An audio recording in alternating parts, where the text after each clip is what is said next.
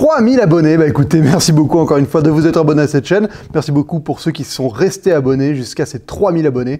Alors, à la base, je devais faire une vidéo sur les 50 meilleurs films d'horreur de tous les temps parce que c'était ce que vous aviez choisi dans la vidéo précédente. Et en fait, je me suis rendu compte que ça allait pas fonctionner parce que j'avais beaucoup trop de retard sur les grands classiques de films d'horreur et j'avais pas envie de me gaver de films d'horreur et de pas réussir à les apprécier à leur juste valeur, parce qu'un film d'horreur, je considère que c'est peut-être le genre cinématographique qui doit être le plus respecté dans la manière d'être visionné. Il faut le respecter, voilà, peut-être tout seul, dans le noir, avoir un certain état d'esprit, il faut avoir envie de se faire peur, et j'avais pas le courage d'enchaîner autant de films d'horreur comme ça. J'avais l'impression de me gaver et ça me plaisait pas du tout. Donc j'ai changé mon fusil d'épaule. Je me suis dit que vu que bientôt c'était la rentrée et que c'est un genre cinématographique que j'aime énormément, je vous propose de vous parler des 50 meilleurs teen movies de tous les temps. Alors, teen movie, théoriquement, ça veut juste dire des films qui parlent de personnages qui ont entre 13 et 19 ans, vu que le terme teen définit les années teen américaines. Le truc, c'est que voilà, c'est un genre cinématographique à part entière. C'est pas vraiment un genre, parce que ça peut regrouper tous les genres de cinéma. Vous allez voir dans la liste que j'ai créée moi-même, pour une fois, ce n'est pas le top IMDb, parce qu'il n'existe pas le top des meilleurs teen movies. Donc, c'est vraiment 50 teen movies que j'ai sélectionnés. J'ai essayé de faire une sélection hétéroclite, qui va mélanger plusieurs styles, plusieurs genres, et surtout, le classement n'est pas en fonction de mes goûts. On va pas dire que je vais pas mettre du 50 au premier selon mes préférences. J'ai essayé de vous créer un espèce de petit parcours à travers les teen movies, voilà, en partant, en explorant différentes thématiques, en essayant de regrouper les films qui avaient un intérêt à être regroupés entre eux. Voilà, bah, vous allez voir. Donc on est parti pour une longue vidéo, comme j'en ai l'habitude pour ce genre de vidéo. Voilà, donc c'est parti pour un voyage au cœur des teen movies, les 50 meilleurs teen movies de tous les temps selon moi. Et ben écoutez, on va commencer tout de suite. Et je vais commencer par le 51e, parce que oui, il y en a 51, parce que le premier, il est un peu à part, c'est Boyhood. Boyhood de Richard Linklater. Alors Boyhood, pour ceux qui ne connaissent pas un peu le principe du film, ça raconte l'histoire d'un jeune homme de ses 8 ans à ses 20 ans, mais la particularité du film, c'est qu'il a été tourné durant 12 ans.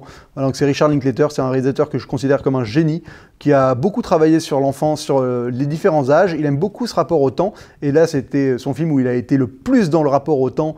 Voilà, il va y avoir d'autres films dont je vais parler de lui, mais il a tout un rapport au temps qui est vraiment intéressant dans sa filmographie. Il a par exemple la trilogie des Before Sunrise, Before Sunset et Before Midnight, qui est une trilogie qui prend en compte le temps, l'espace entre les sorties des différents films. Il y a 5 ou 10 ans entre les films, et les personnages ne se sont pas vus pendant ce temps-là, et on rattrape le temps, et c'est presque en temps réel, parce que ça se passe le temps d'une soirée ou d'une journée, enfin... Voilà, il a un rapport au temps qui est vraiment particulier, qu'il exploite dans son cinéma, et là, bah, Boyhood, c'est typiquement ça. Alors, c'est un teen movie par excellence, parce qu'on suit le personnage de ses 8 ans, donc c'est un peu avant l'âge des teens, mais en tout cas, on le suit réellement de ses 13 ans à ses 19 ans, on vit avec lui cette période-là, d'une certaine manière. Ça parle pas forcément de l'adolescence en tant que telle, parce que c'est plus une chronique familiale, parce qu'on va suivre aussi sa famille, tout ça. Alors, la question qui est à se poser, est-ce que ce principe-là, dans ce film, n'est pas trop gadget, le fait d'avoir filmé ce film sur 12 ans? Et moi, je dois vous avouer qu'il y a une séquence où vraiment, j'ai ressenti quelque chose qui ne m'était jamais arrivé au cinéma avant ce film, et qui à mon avis, ne m'arrivera plus jamais au cinéma. C'est, voilà, j'ai vraiment ce principe-là de voir le temps évoluer en temps réel devant moi, de voir les années passer sur le visage des comédiens et tout. Il y a une séquence où vraiment, mais ça m'a cueilli, j'ai été pris comme jamais. C'est tout bête, il y a une séquence où Patricia Arquette, qui est la mère du jeune garçon, j'ai oublié son nom, le jeune garçon, elle embauche un employé, on va dire mexicain, latino, pour bosser dans sa baraque, et c'est un jeune mec... Et elle voit que le mec a du potentiel, et elle lui dit à un moment, elle lui dit, mais tu sais, toi, tu mérites mieux qu'être ouvrier, enfin, je vois en toi du potentiel. Et bon, bah, le film passe par plein d'autres phases, et un peu plus tard dans le récit, peut-être 3 ou 4 ans en temps réel, enfin, dans l'histoire, dans la vraie vie, enfin, 3 ou 4 ans se passent, et elle retrouve le mec qui est devenu manager d'un restaurant, et là franchement ça m'a cueilli, parce que le mec a vieilli, il est plus mature, tu le sens, elle a vieilli, elle est passée d'une belle... tu sens qu'elle est dans la fin de sa période, oh, c'est horrible ce que je veux dire, parce que c'est dégradant pour l'image de la femme, mais tu sens qu'elle a pris un petit coup de vieux quand même, il faut avouer, et donc, et cette espèce de... Et ça c'est tellement... concret, réel, c'est-à-dire que c'est pas du maquillage, tu sens vraiment que la vie est passée, et quand le mec revient en disant merci, grâce à vous, j'ai pris confiance en moi, j'ai tenté ma vie, et maintenant je suis manager de ce restaurant et tout, bah putain, ça m'a cueilli, quoi, parce que j'avais vraiment l'impression qu'elle avait influencé ces 4 ans de la vie, enfin, ces plusieurs années, qu'il y avait un bagage temporel qui d'un coup était apporté à ce moment de fiction, et c'était mais colossal. Donc rien que pour ce moment-là, j'ai trouvé le processus extraordinaire. Après, je vous avoue que c'est un film qui est assez long, il faudrait que je le revoie. En tout cas, Boyhood, je le recommande rien que pour... voilà, ça fait partie du Richard Linklater, c'est de la chronique. Il n'y a pas forcément une trame, des enjeux. On suit, on vit avec lui, on vit avec cet enfant. Et il y a une poésie, on va dire, quotidienne qui se dégage de ce genre de film. Et moi, c'est un cinéma que j'adore. Il faudrait que je le revoie, je l'ai vu qu'une seule fois au cinéma. Je pense que c'est un film qui se apprécie énormément en DVD aussi. Et à différents âges de la vie aussi. Enfin, voilà, de toute façon, Linklater, c'est un de mes cadors. Pour moi, j'adore ce mec. Voilà. Donc écoutez, on va changer de film, on va passer au numéro 50. Alors, les 3 prochains films du top, vous allez voir, ça va parler de la catégorie premier amour, première aventure. Donc, c'est pas forcément des films qui vont parler de l'école, c'est un peu des films qui vont parler des à côté, des expériences qu'on vit quand on est à l'adolescence et qui sont aussi source de révélation, d'épanouissement. Voilà, on se découvre nos corps, on se découvre la sexualité, on découvre l'amitié, on découvre plein de concepts. Et donc, le numéro 50, c'est Moonrise Kingdom de Wes Anderson. Alors Moonrise Kingdom, moi j'adore Wes Anderson, c'est un réalisateur qui a une des pattes les plus marquées d'Hollywood. Il est totalement dans son genre et il va de plus en plus dans son genre à chaque film. Et je trouve que Moonrise Kingdom, il est vraiment, c'est d'un onirisme formidable. Moi j'ai été plongé dans cette aventure, j'ai vécu avec ce petit garçon. Peut-être qu'il s'est pas un teen, il est peut-être un poil jeune, mais bon, j'avais pas envie de le zapper juste pour 1 an ou 2, ça je trouvais ça ridicule. Voilà, Wes Anderson, il a une cinématographie très particulière, avec des plans extrêmement bien composés, des travelling hyper précis, des des panoramiques hyper nets. Enfin, il a vraiment, tu vois, en 2 minutes, tu vois que c'est un film de Wes Anderson, des personnages toujours un peu neurasthénique, assez taciturne, qui parle pas forcément beaucoup, il y a beaucoup de blanc, ça joue un peu sur la gêne, enfin il y a ça qui est énorme, il y a ce côté de pas avoir l'impression d'être à sa place, c'est tout ce que raconte Moonrise Kingdom, de trouver sa place, de trouver son ego, de trouver l'amour, de vivre ses premières expériences. Donc ça se passe sur une île au large de la côte est américaine, dans un camp de scouts, il y a un scout qui s'échappe, qui drague une fille qui vit sur l'île, et ils ont une petite excursion amoureuse tous les deux.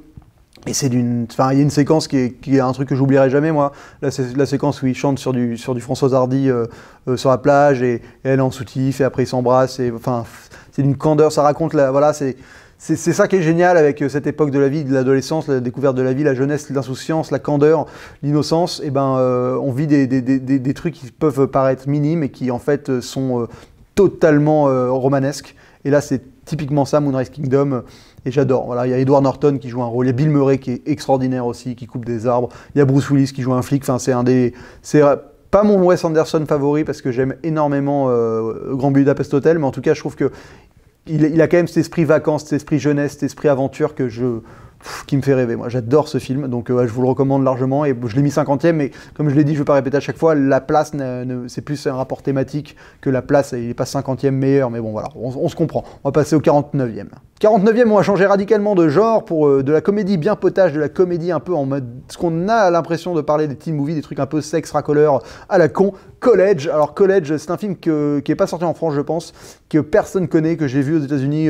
Voilà, je suis allé voir. Et alors, je le retiens parce qu'il raconte, ça rentre dans cette thématique des premières aventures, des premières histoires, des choses qu'on découvre. Bah là, c'est l'histoire de 3 jeunes qui vont visiter un collège dans lequel ils vont peut-être aller l'année prochaine.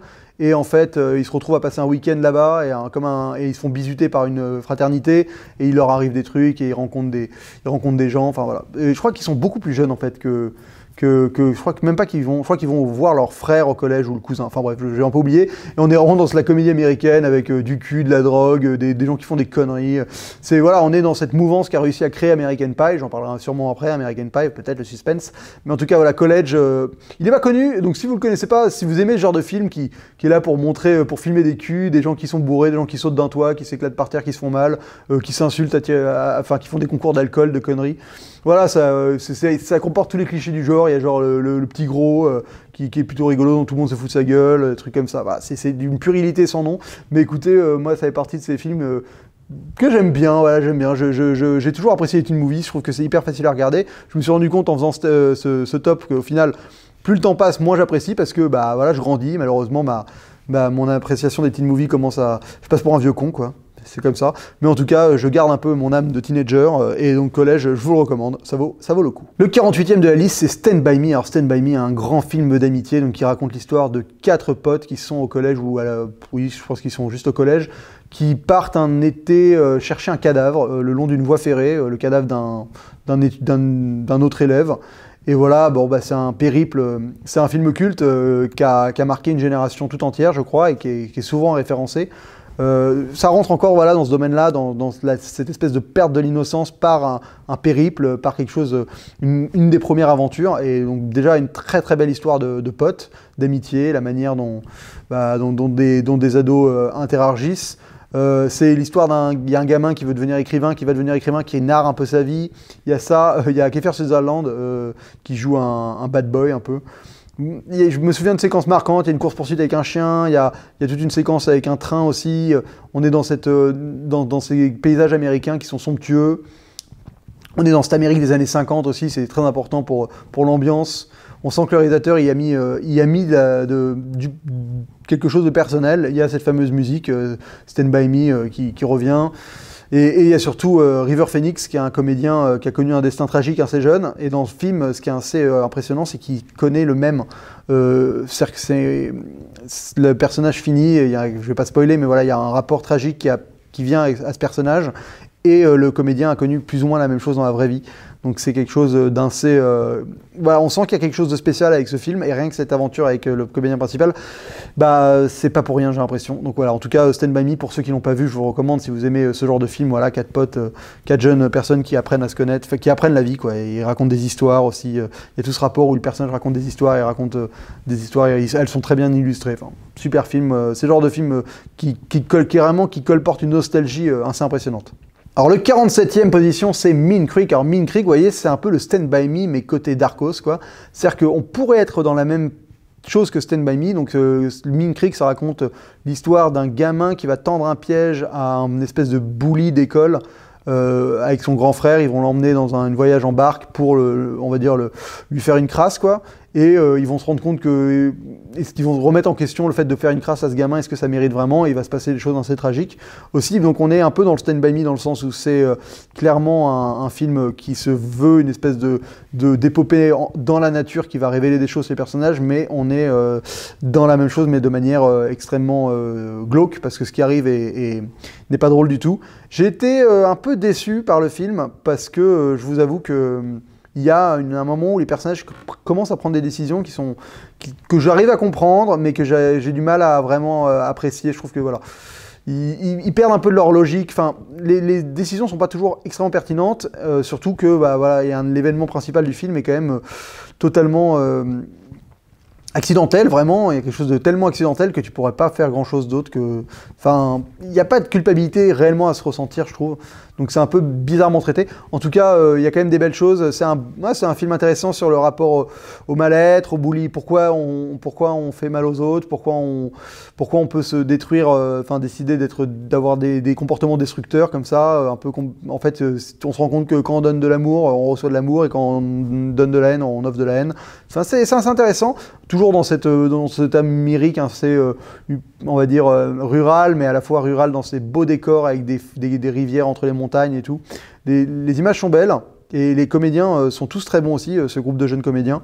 Mais j'avoue que j'ai été un peu déçu par on va dire par le dernier tiers du film. Mais bon, c'était quand même un film intéressant à regarder, je vous le recommande. Donc avec le 48e, on commence donc à aborder les films un peu dark sur l'adolescence, on va dire sur la perdition adolescente.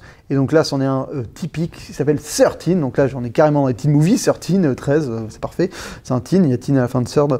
Voilà, écoutez, 13, j'aime pas trop. En fait, je l'ai mis dans ma liste pour j'ai essayé d'être éclectique, de pas être totalement dans que ce que j'aime.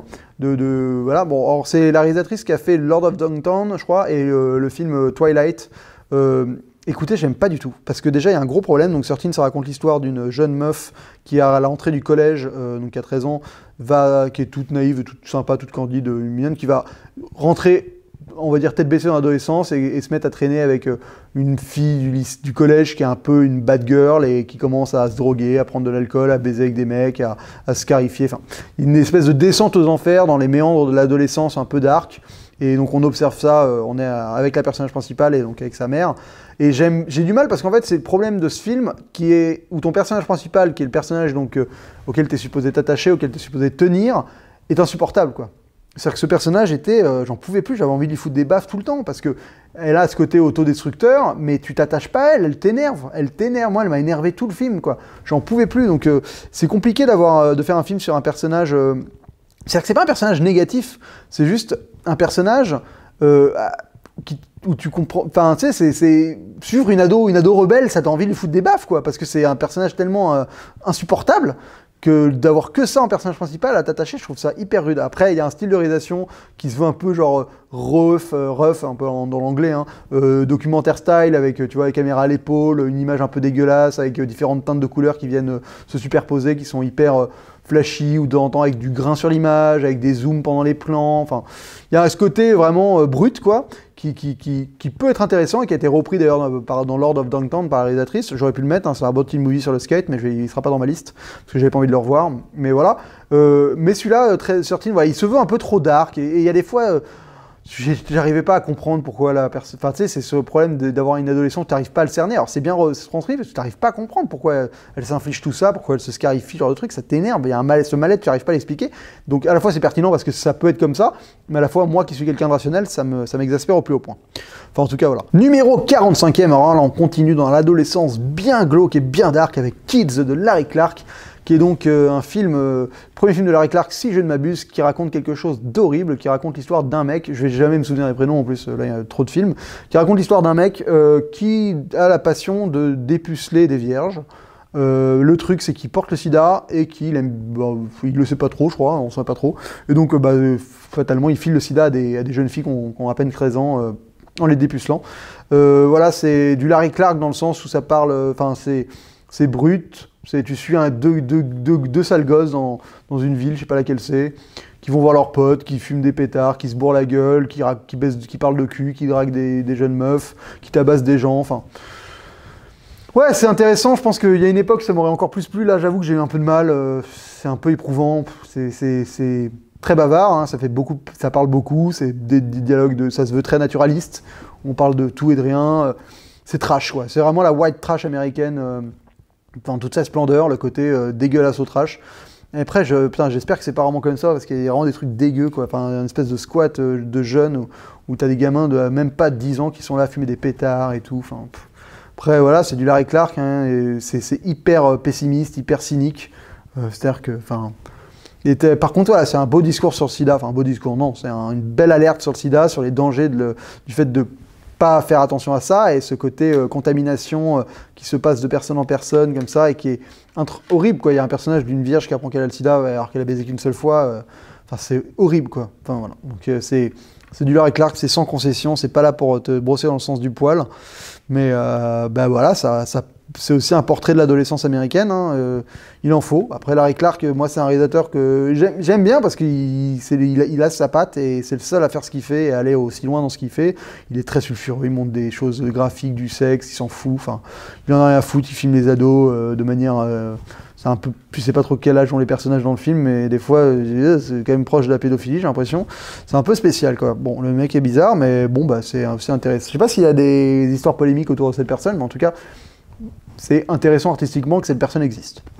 Après, j'espère qu'il y a rien en disant ça, je soulève pas une polémique parce que le mec est décrié, mais bon, le mec a l'air d'être été exposé à la Monnaie de Paris, par exemple, donc je sais que légalement, il doit pas avoir grand-chose à se reprocher. Bah écoutez, on va passer au numéro d'après. Le numéro 44, c'est Elephant de Gus Van Sant. Donc là, on se quitte un peu le mal-être étudiant pour plus parler de l'environnement difficile qui peut être... Enfin voilà, on est toujours dans cet état d'esprit. Donc Elephant, ça raconte l'histoire d'une tuerie dans un lycée américain, sauf que c'est raconté d'une manière assez particulière, où on suit plusieurs points de vue avant que la tuerie arrive. Et voilà, donc il se passe rien, théoriquement, c'est vraiment juste, encore une fois, un esprit chronique. C'est beaucoup de déambulation dans ces longs couloirs, des plans steadicam, on suit plusieurs personnages jusqu'à suivre les tueurs et le pourquoi. Alors, il y a toute une justification, c'est assez polémique parce que les gens trouvaient ça bizarre de justifier aussi facilement des actes pareils. Donc il y a toute une justification comme le harcèlement, une homosexualité refoulée, l'accès aux armes beaucoup trop facile aux États-Unis. Enfin, il donne un peu des justifications à comment une tuerie comme ça peut arriver. C'est un film que j'ai vu plusieurs fois qui m'a marqué pas mal. Alors pour la petite anecdote, c'est intéressant, vous savez, tous les ans, il y a l'Académie César, on voit des DVD pour qu'on puisse voter les membres de l'Académie. Et le DVD d'Elephant est un DVD particulier qui ne fonctionnait que 24 heures. Une fois que tu l'ouvrais, il se détruisait au bout de 24 heures. C'est un détail qui n'a rien à voir avec le film en soi. Non, le film en soi, écoutez, c'est horrible parce que je suis pas sûr que la fusillade soit frontalement montrée. Je crois qu'on y arrive par plusieurs points de vue. Et à la fin, je crois qu'on comprend totalement qu'elle arrive, mais c'est un film voilà, un peu choral, avec différentes timelines qui se croisent. C'est un puzzle à reconstituer, mais il n'y a vraiment pas de trame.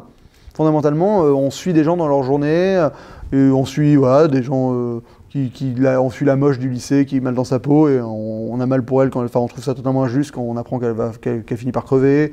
On suit un mec que tout le monde aime, enfin des trucs comme ça. Écoutez, c'est un film qui a gagné la Palme d'Or à Cannes, donc il dégage un truc. Après, il avait la répercussion de Columbine et il a surtout ce t-shirt qui est devenu culte avec le t-shirt de la Catalogne, là, jaune avec un taureau noir dessus. Écoutez, les fans de Gus Van Sant, moi, j'avoue que ça fait partie des films où tu as un peu l'impression d'être en apesanteur en les regardant. Ça veut rien dire, mais enfin, je me comprends en le disant, j'espère que vous aussi.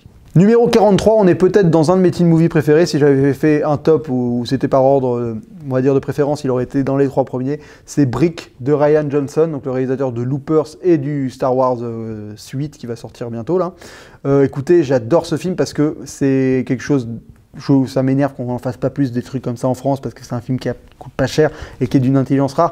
C'est un film noir, mais vraiment au sens primaire du terme. C'est-à-dire qu'on reprend tous les codes du film noir en étant d'un détective qui va enquêter sur la disparition d'une femme à qui il avait plus ou moins une relation. Il va aller dans le lycée, il va rencontrer genre le patron de la pègre du lycée, enfin plein d'autres personnages comme ça qui gravitent autour de lui et c'est vraiment une enquête et t'as vraiment le mec, t'as même la séquence avec du détective qui se fait engueuler par le commissaire de police black. Enfin, il reprend tous les codes d'un certain cinéma, donc le film noir, le film d'enquête détective un peu années 60-70, même un peu avant. Et le truc, c'est que c'est dans un lycée, quoi. C'est-à-dire que notre enquêteur, c'est Ryan, d'ailleurs, c'est comment il s'appelle le mec qui joue dans Inception oh putain, ça va m'énerver d'avoir un trou. Joseph Gordon-Levitt, pardon, qui joue aussi dans Loopers, et donc qui joue cet élève qui se met à enquêter sur la disparition de cette fille, et c'est vraiment, mais c'est cool quoi, putain, de sortir, il y a tout un phrasé qui est particulier, il y a une ambiance qui est hyper assumée, qui est hyper marquée, on est vraiment dans ce film noir, dans un collège quoi, et c'est génial, mais...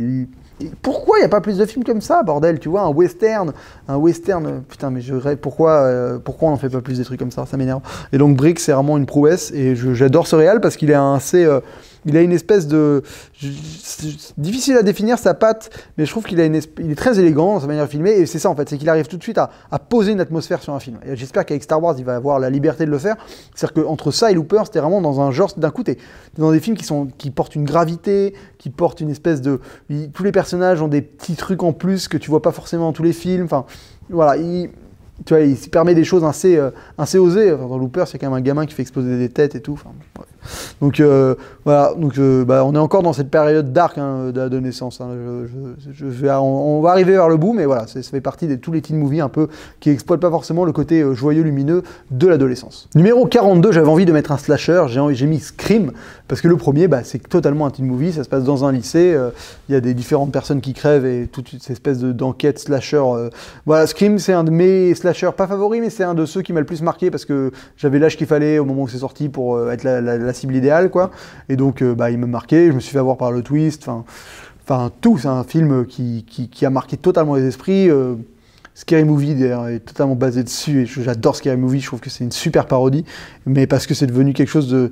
Ce qui est intéressant, il y a plein de gens qui disent que Scream a fait autant de bien que de mal, même fait beaucoup de mal au slasher, parce que c'est un slasher méta... le truc de Scream, c'est que c'est un slasher où les victimes sont conscientes de ce qu'est un slasher. Donc, mais sans être... c'est du méta, vraiment, c'est le début de l'époque méta où on fait des références à tout ça. Mais le truc, c'est que c'est très bien intégré dans le récit, je trouve. Et donc, ça fait partie de ces films où en fait... vu qu'il joue avec toutes les ficelles, une fois que tu l'as dénoncé, que tu t'y as joué avec une fois, tu peux plus vraiment la réutiliser même après. C'est-à-dire que si tu refais ça, on va dire, tu refais... Enfin, c'est bon, Scream est déjà passé par là, les gars, tu vois. On a déjà détourné tous les trucs ridicules, tout en restant premier degré, parce que Scary Movie détourne tout en étant second degré, ou même quatrième degré. Mais voilà, donc ça fait partie de ces films qui ont réussi à retourner un genre, Wes Craven, d'ailleurs, paix à son âme, à retourner un genre, on va dire, à le porter dans une autre dimension, d'un coup, à ce que le genre ait un regard sur lui-même.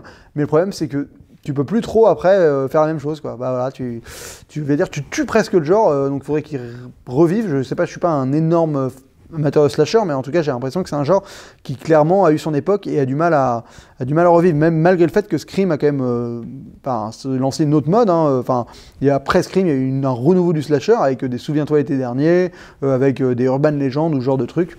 Il y en a plein d'autres. En tout cas, voilà, moi Scream pour moi c'est... je n'ai pas assez étudié le schmilblick pour savoir si c'est vraiment un moment où il y a eu un renouveau du slasher grâce à Scream, mais en tout cas pour moi ça m'a vraiment marqué. Et surtout vraiment fait flipper. Putain, cette première séquence est horrible. Horrible. Voilà, donc c'est Scream, teen movie, dark. Vraiment dark. Numéro 41, Boys in the Hood, donc par le réalisateur de Fast and Furious 2. J'avais envie de le caler. Écoutez, j'avais jamais vu ce film, j'avais l'impression qu'il était culte, et en fait, je me rends compte que j'ai toujours confondu ce film-là et Do the Right Thing de Spike Lee. Donc, c'est un biopic sur... non, parce que les personnes sont fictives, mais ça raconte l'adolescence de gens dans le ghetto, dans un ghetto de Los Angeles, dans le Hood. Voilà, donc différents personnages, deux frères, un qui veut devenir un footballeur américain, et un autre qui est genre un gangster à la con, et un personnage principal qui est genre le mec bien. Le mec, tu sais pas trop ce qu'il fait, mais bon, il est bien. Voilà. Il est joué par Cuba Gooding Jr., t'as Ice Cube. C'est un peu mielleux, enfin c'est pas mielleux, c'est un peu pathos, quoi. C'est un peu... Tout est un peu cousu de fil blanc, tout est beau, et d'un coup, doucement, ça devient négatif, et ça finit... et bon...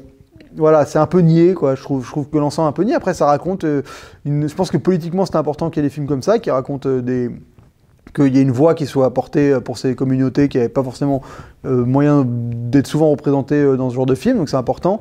Après, je trouve que ça manque de finesse, quoi. C'est un peu balourd. Voilà, c'est pas très fin, c'est pas très subtil. Mais c'est touchant, ça fonctionne, voilà, ça fonctionne.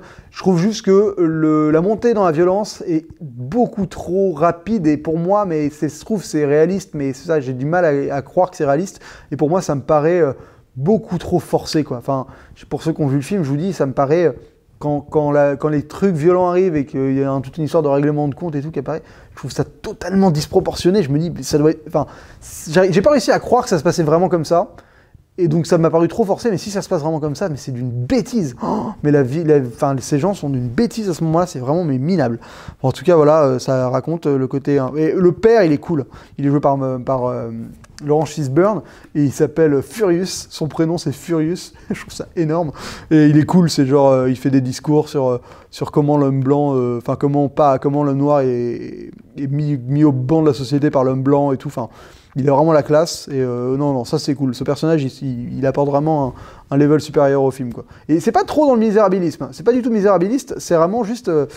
ça essaie de dépeindre de manière, on va dire, humaine, ce qui se passe dans le Hood, et bah c'est pas toujours joyeux, surtout à la fin du film. Numéro 40, Virgin Suicide. J'adore ce film de Sofia Coppola, donc c'est son premier film. Je trouve que c'est... donc là, on est encore dans l'adolescence un peu compliquée. Je trouve que c'est un film vraiment particulier, déjà par sa forme de narration, avec ce personnage qui observe et donc qui narre par des voix off, et on vit les aventures de ses filles à travers ses yeux. Donc ça raconte l'histoire d'une famille dont les parents ont dû pas les en... Ouais, c'est ça qui est hyper particulier dans ce film, c'est que, bon, ça parle de l'ennui, encore une fois, parce que Sofia Coppola, son cinéma est basé là-dessus. Donc ça passe sur, on va dire, comment des parents trop stricts étouffent des gens et leur gâchent la vie, quoi, des ados. Et bah, c'est vraiment un beau film, avec des moments pas évidents, avec beaucoup de différentes petites scénettes. Enfin, c'est pas des... C'est-à-dire que ça raconte, c'est pas de la chronique, parce qu'il y a quand même, on va dire, un semblant de trame, mais oui, il y a des phases. C'est-à-dire que d'un coup, on va te mettre à te parler de tout le moment avec Josh Hartnett, donc il y a un personnage qui débarque, et on raconte l'histoire qui se passe autour de ce personnage. Après, il y a tout le moment où ils sont punis, enfin voilà, il y a différentes phases. Et je trouve que c'est un film qui est assez moderne dans sa manière d'être narré, dans la narration, dans le montage, qui sort un casting génial, hein, aussi, avec Josh Hartnett, avec Kristen Dunst, avec le personnage qui rejouera dans Sandgirls après, que j'aime beaucoup. La BO est formidable, avec Air qui fait plusieurs chansons. C'est un très très beau film avec une très bonne BO. Donc voilà, et il y a une entrée de Josh Hartnett au lycée qui est juste formidable. Et il y a plein de petits moments comme ça que j'aime beaucoup. Je trouve qu'elle a un vrai talent pour réussir à te capter des petits plans comme ça qui d'un coup te restent en tête. Moi je me rappelle d'un souvenir de Kristen Dunst à Josh Hartnett qui est juste waouh, quoi, qui m'a claqué par terre. Elle arrive à te mettre dans la peau de certains personnages, à te faire voir par leurs yeux et tout.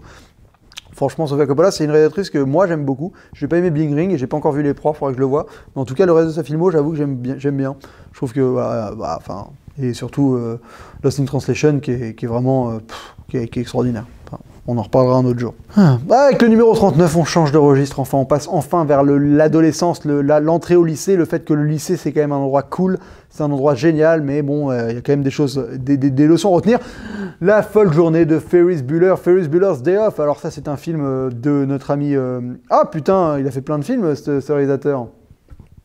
Hugh, je crois. Bon, vous me reprendrez, j'ai pas internet dessus, je peux pas vérifier. John Hughes, je crois, oui, c'est ça, John Hughes, avec Matthew Broderick. Bon, Ferris Bueller, ça raconte l'histoire d'un élève qui s'appelle Ferris Bueller, qui décide de sécher l'école, qui va entraîner sa copine et un de ses potes dans cette aventure pour aller passer une super journée. Il y a son proviseur qui est sûr qu'il va sécher, qui sèche et qui est pas malade, et donc il va essayer de le piéger. Et on va suivre cet ado qui va passer une journée de génial. Et écoutez, c'est vraiment c'est un film qui est hyper avant-gardiste. Déjà, il y a un côté méta, parce que pas méta, il y a un côté quatrième mur. Le Ferris Bueller parle au spectateur. Ça, c'est hyper bien intégré.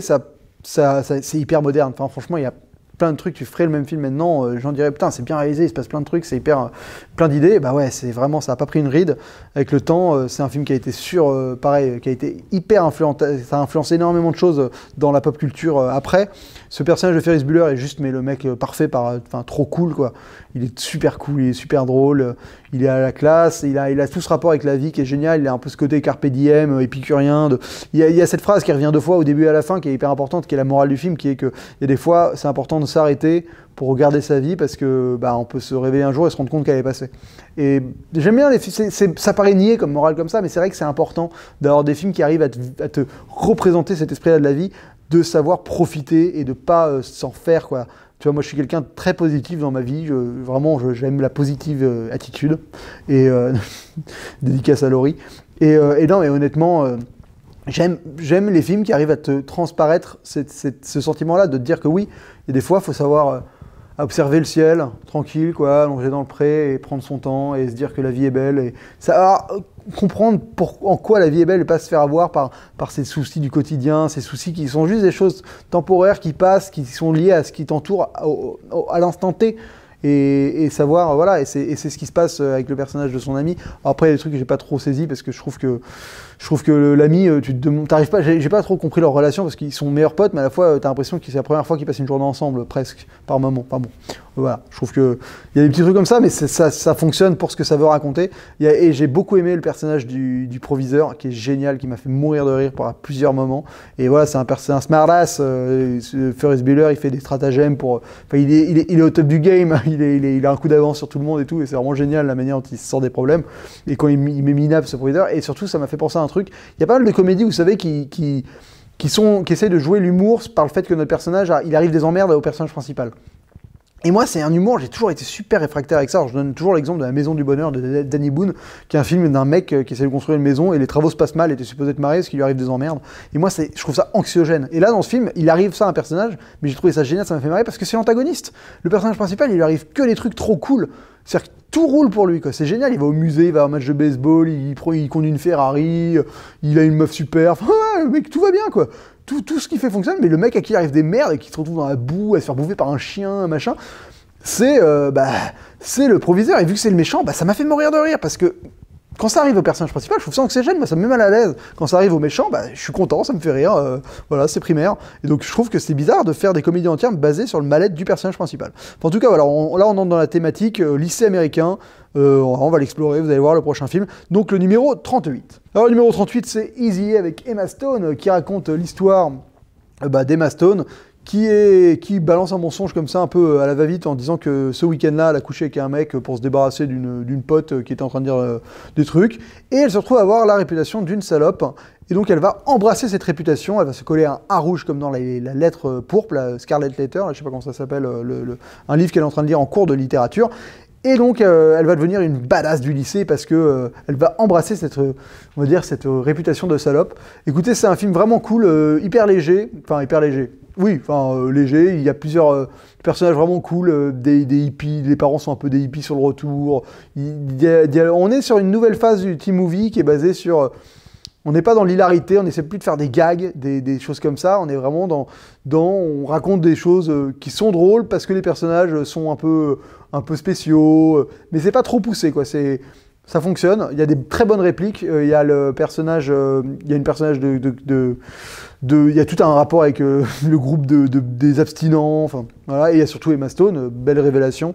Voilà. Donc c'est un film que je recommande. J'avoue que maintenant que j'en parle, j'ai du mal à me souvenir exactement de ce qui m'a vraiment fait kiffer dans le film. Je sais que je l'ai vu 2-3 fois et qu'à chaque fois j'ai passé un très bon moment. Ça fait partie de ces teen movies légers qui passent comme une lettre à la poste. Et à la fin, je sais qu'il y a une référence avec le film Say Anything, un autre teen movie que je voulais revoir avec John Cusack, mais j'ai pas eu le temps de le revoir et donc je l'ai pas mis dans cette liste.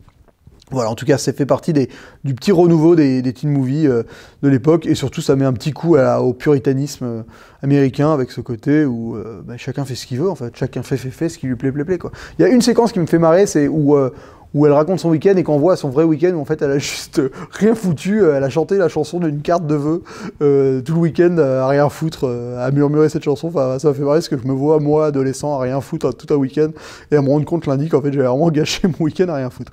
Voilà, bah écoutez, on va passer au numéro suivant.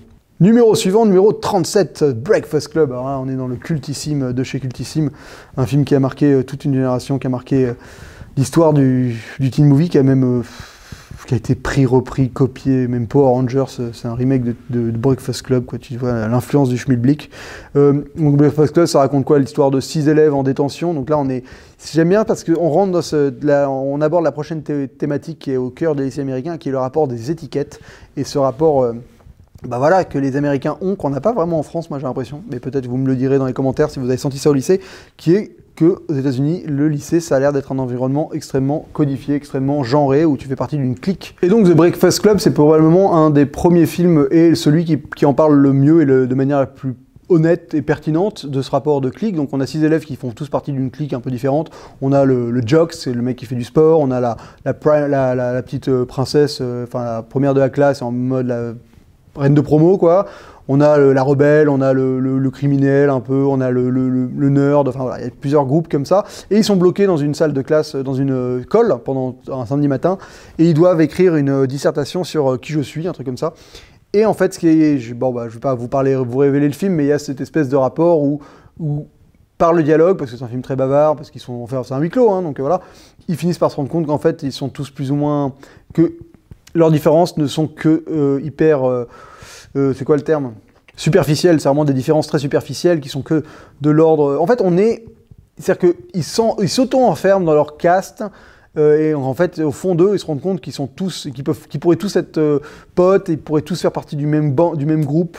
Voilà, ça finit. We are the Breakfast Club, quoi. Enfin, c'est ça. On est tous humains. C'est un film humaniste fondamentalement qui tord vraiment cet esprit clique qui a l'air d'être vraiment hyper présent dans les lycées américains.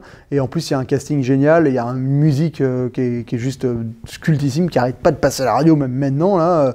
Donc je sais plus qui là, de Secret Mind, Special Mind, voilà, elle est super connue la musique. Voilà, c'est Breakfast Club, quoi. Ça a été parodié dans Not Another Teen Movie, enfin dans College Sex Academy là, voilà, où il y a exactement la même séquence avec le même personnage qui joue le mec qui les fout en détention là, qui est là, qui reprend les mêmes dialogues, et c'est assez génial. J'avoue que c'est plutôt drôle. Bon, je pense qu'il y a mon pote, allez, vas-y, il y a mon pote putain, Ace Modé de la chaîne T'as pas vu, qui va sortir probablement une vidéo sur Breakfast Club, donc je vous inviterai à la voir dès que j'aurai vu cette vidéo, mais je pense que j'ai hâte de savoir ce qu'il va nous faire, parce que il est calé le bonhomme, j'ai l'impression, j'ai envie, voilà, bref, donc j'attends cette vidéo. En tout cas, on va passer au film suivant. Le film numéro 36, donc là on est dans Mean Girl, alors Lolita malgré moi en français, tirez-vous une balle avec la traduction VF, qui est un film culte aux États-Unis, mais cultissime en France. J'ai l'impression que tout le monde s'en branle, mais aux États-Unis, c'est un phénomène le truc. Tout le monde connaît les répliques par cœur. C'est un truc de malade. Il y a eu 4 suites, un jeu vidéo. Enfin, laissez tomber le schmilblick, quoi. Avec Lindsay Lohan et l'autre là. Ah putain. Amanda Seyfried, et la dernière, c'est Rachel McAdams quand même, donc qui joue des lycéennes alors qu'elle a 30 ans, la meuf. Enfin bref, Mean Girls, ça raconte l'histoire de Lindsay Lohan qui revient, qui a été homeschool, enfin qui vivait en Afrique, grosso merdo, qui débarque dans les lycée américain, donc qui découvre ce monde-là. Il y a tout ce rapport de clique qui est le cœur du film, en fait, elle va rejoindre la clique des plastiques, qui est genre les meufs les plus classes du lycée, et en fait, c'est dirigée par Regina George, qui est genre la reine du lycée, justement, mais qui est une vraie garce, et elle va retourner enfin, il va se passer plein de trucs avec un livre qui note tous les ragots. C'est marrant parce que c'est un film qui arrive avant l'époque des réseaux sociaux et c'est intéressant de se rendre compte qu'il n'y a pas eu encore un grand film sur les lycées américains à l'époque des réseaux sociaux. Je trouve qu'ils n'ont pas encore réussi à bien aborder toute l'époque actuelle, Twitter, Facebook, Snapchat, Instagram.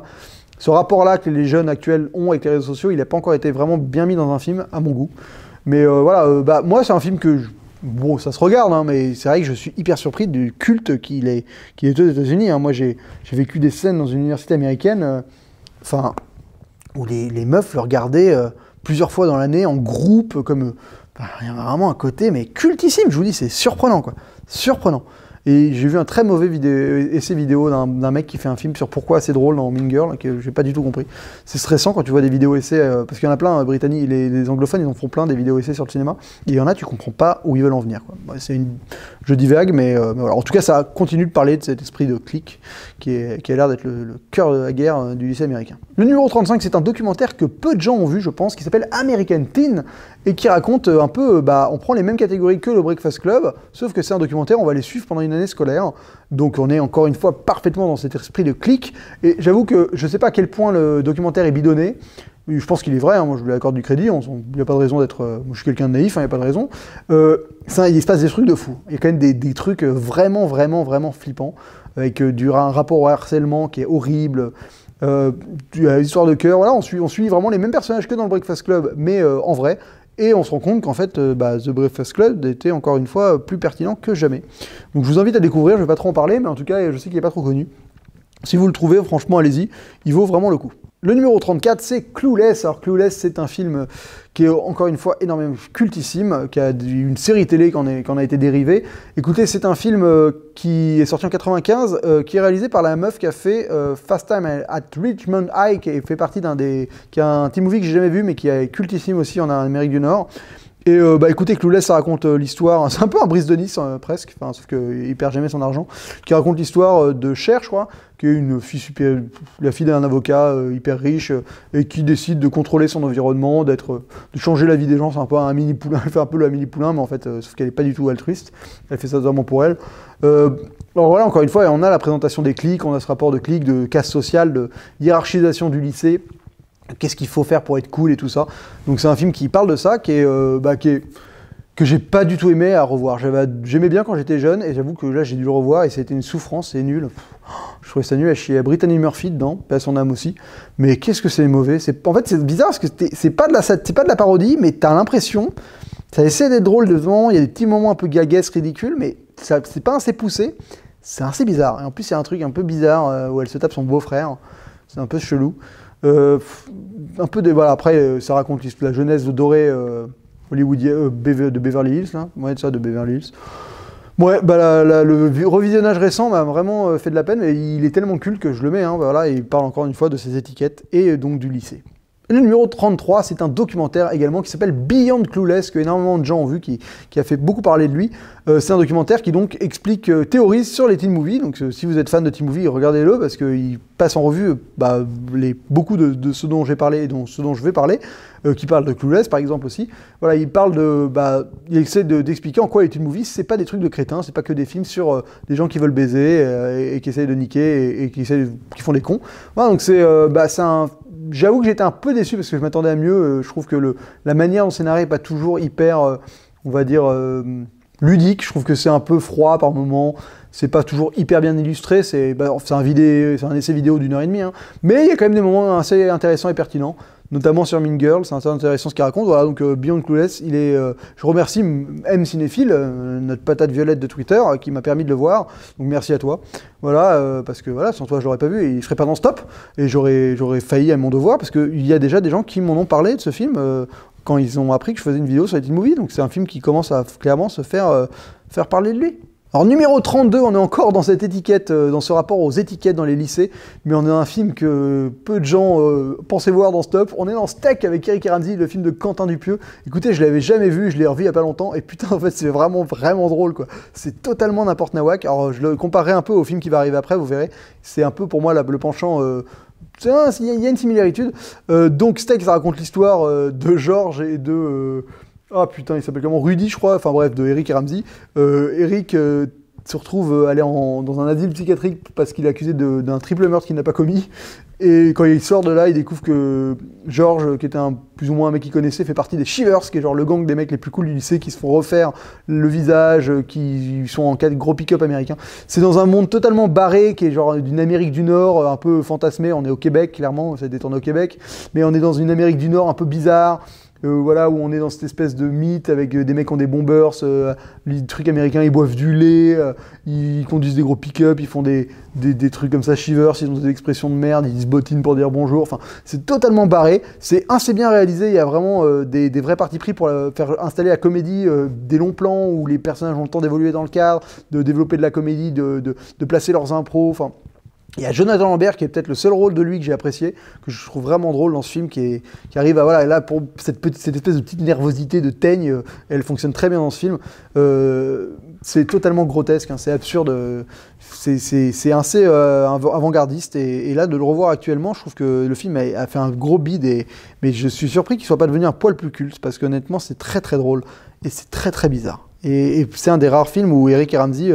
on sent, Eric, j'ai vu une masterclass de lui, il raconte que ce film a vraiment changé sa manière d'envisager le cinéma et la comédie, parce que voilà, ils ont changé de registre, et c'est clair que c'est pas du tout de la tour Montparnasse infernale, là on est en autre chose, on est dans une autre forme de comédie, et franchement, j'ai trouvé ça vraiment très très bon. Et le numéro 30, c'est Napoléon Dynamite. Alors je trouve qu'il y a un rapport de similitude avec Steak, quoi. Il y a cette espèce d'étrangeté qui s'en dégage. Donc Napoléon Dynamite, ça raconte l'histoire de Napoléon Dynamite, qui est un white trash. Alors là, on est dans un white trash total, pas dans les rednecks, mais vraiment dans l'Amérique, on est dans l'Ohio, quoi, vraiment l'Amérique centrale, enfin les grandes plaines américaines, totalement beauf, quoi, la beaufitude américaine à son paroxysme.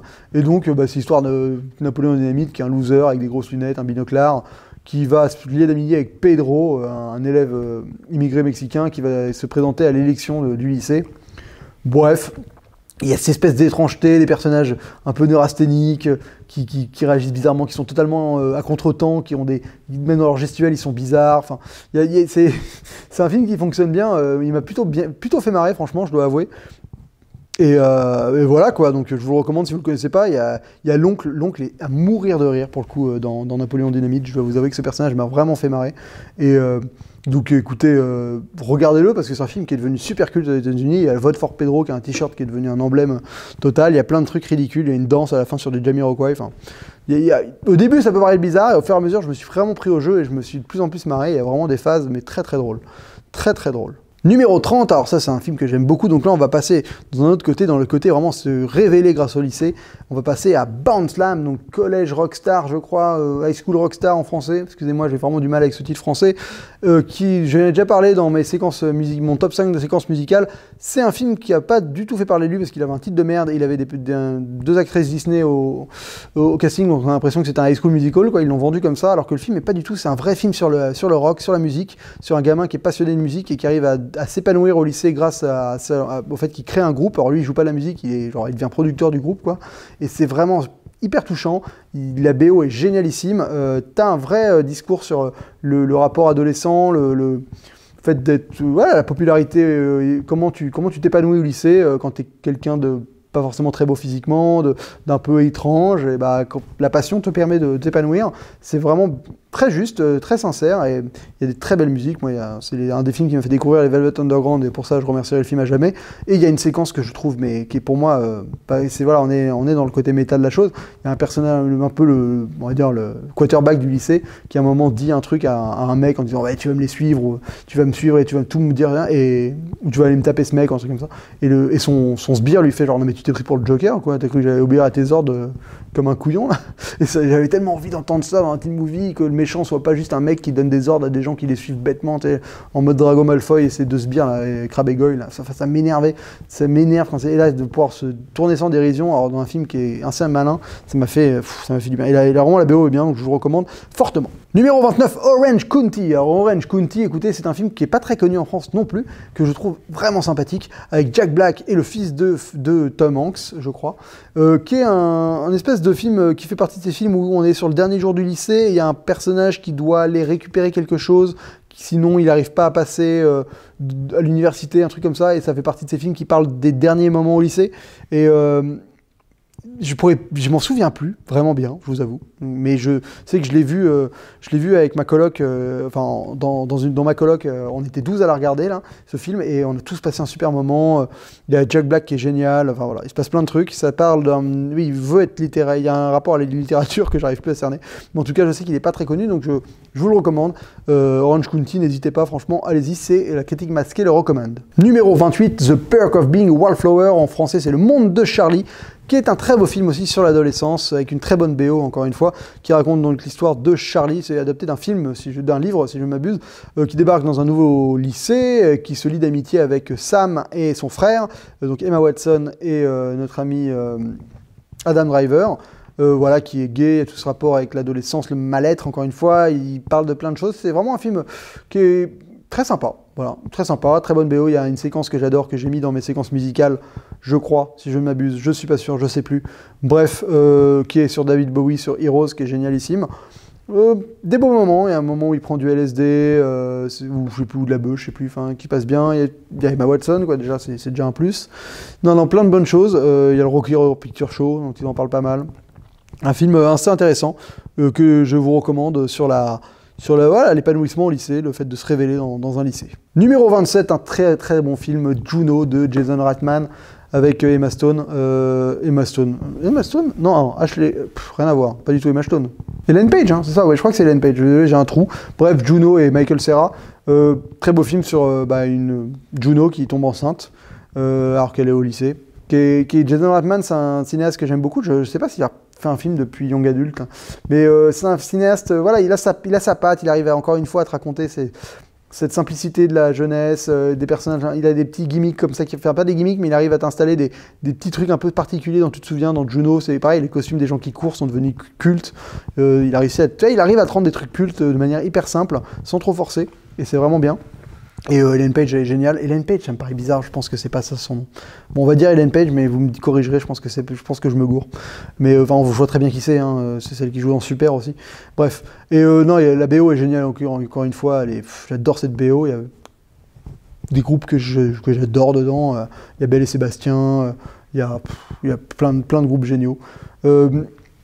Film très touchant, la fin est magnifique aussi.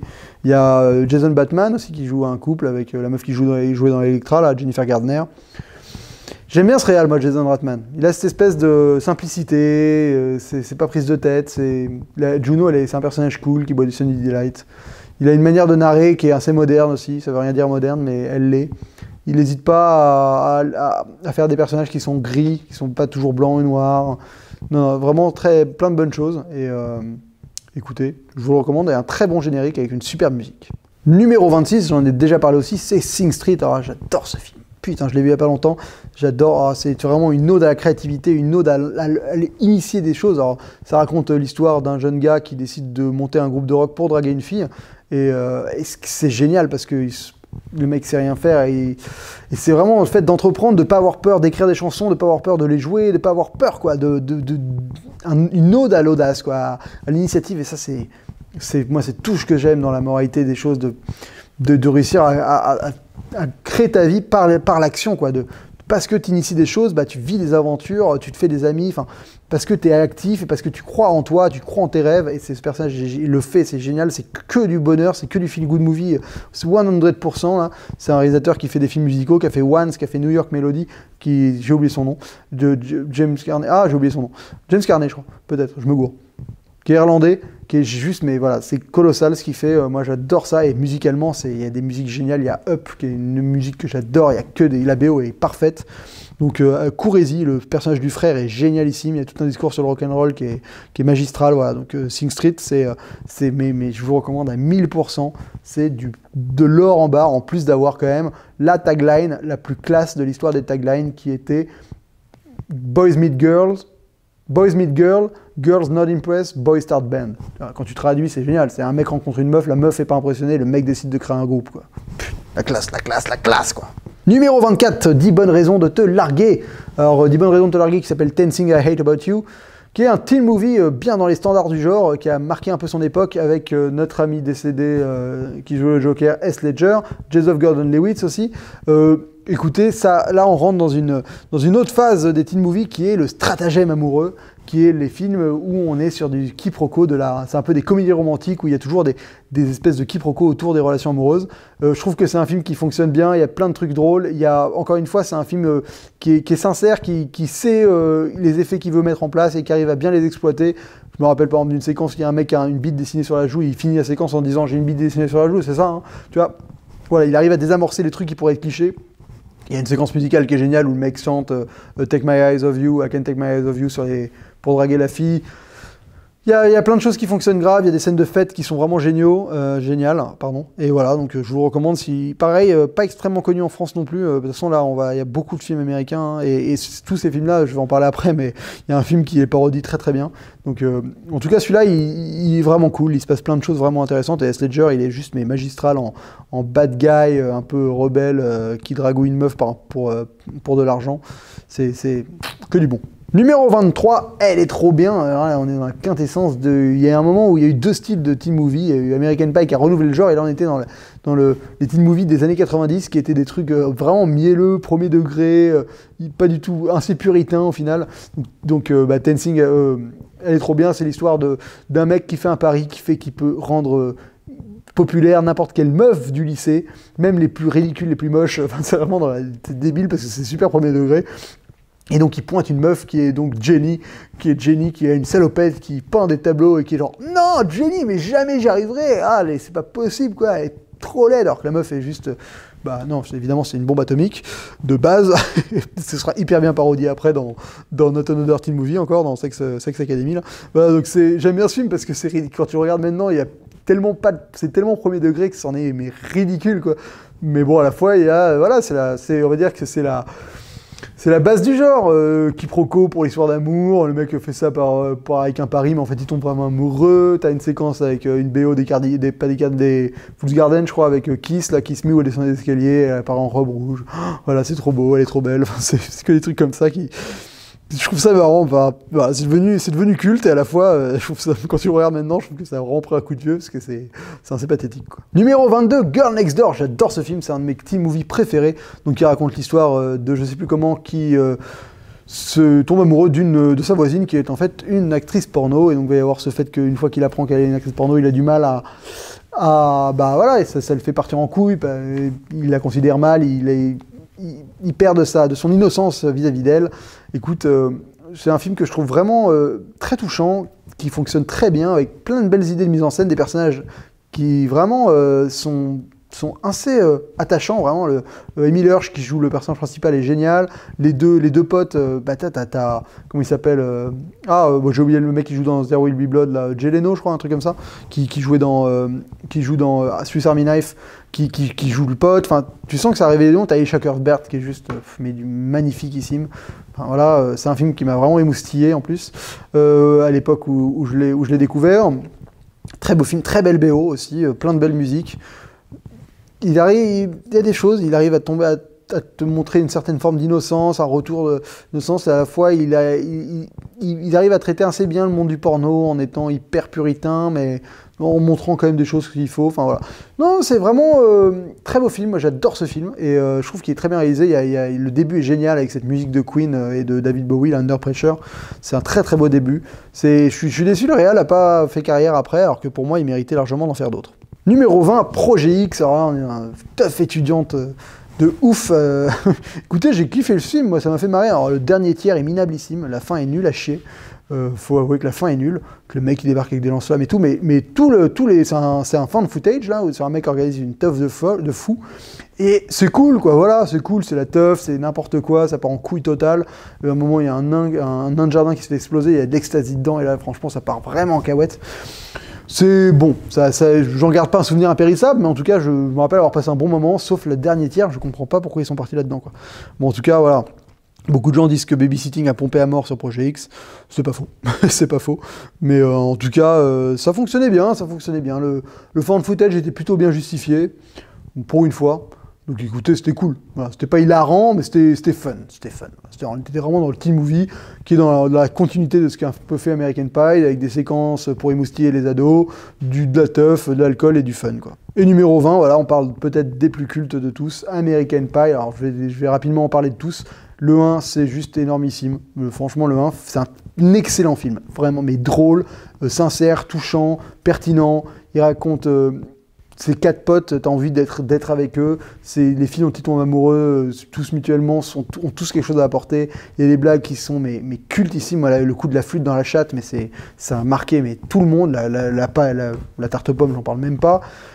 Shannon Elizabeth, et la séquence où elle se fout à poil, c'est juste c'est juste un des trucs qui m'a le plus marqué dans mon adolescence, je crois.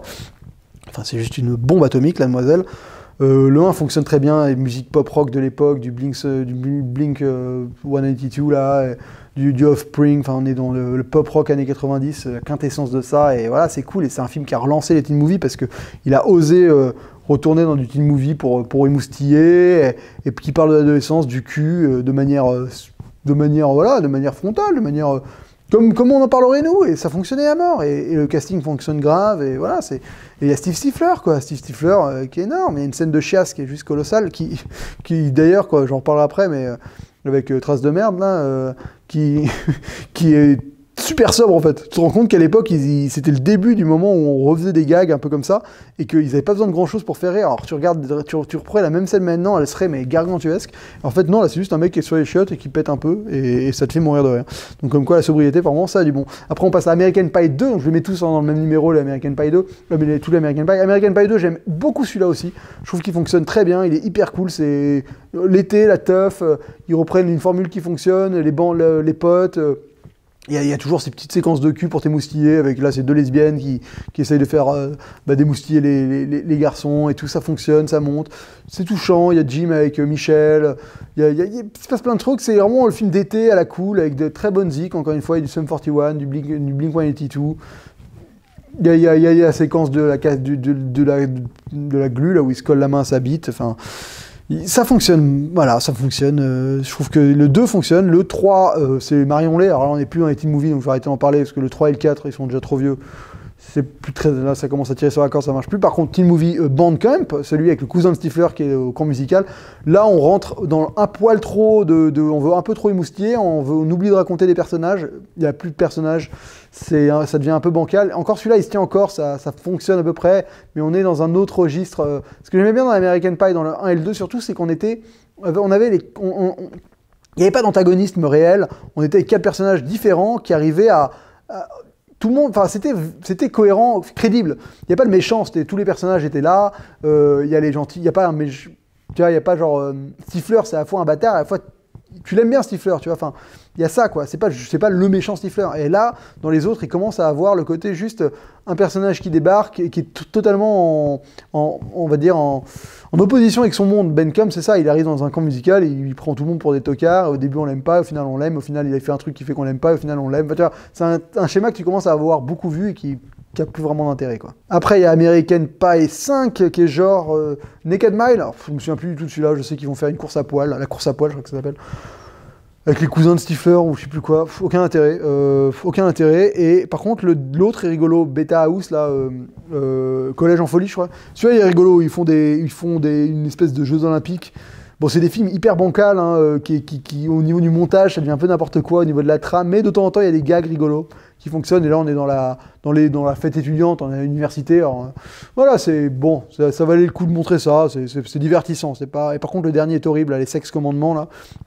C'est horriblissime. Le livre du cul, je sais plus comment il s'appelle, la Bible du cul. Enfin, il est nul à chier. Je m'en souviens même plus tellement c'est nul. Franchement, ça c'était mais du gros caca boudin, quoi. Alors après, on passe au numéro 19, Sex Academy. Alors Sex Academy, je dois vous avouer que j'adore ce film. C'est une parodie totale. C'est vraiment le scary movie du teen movie, quoi. Franchement, il fonctionne très très bien dans la parodie. Il arrive à tirer, mais tous ceux que je viens de citer s'en prennent dans la gueule. Hein.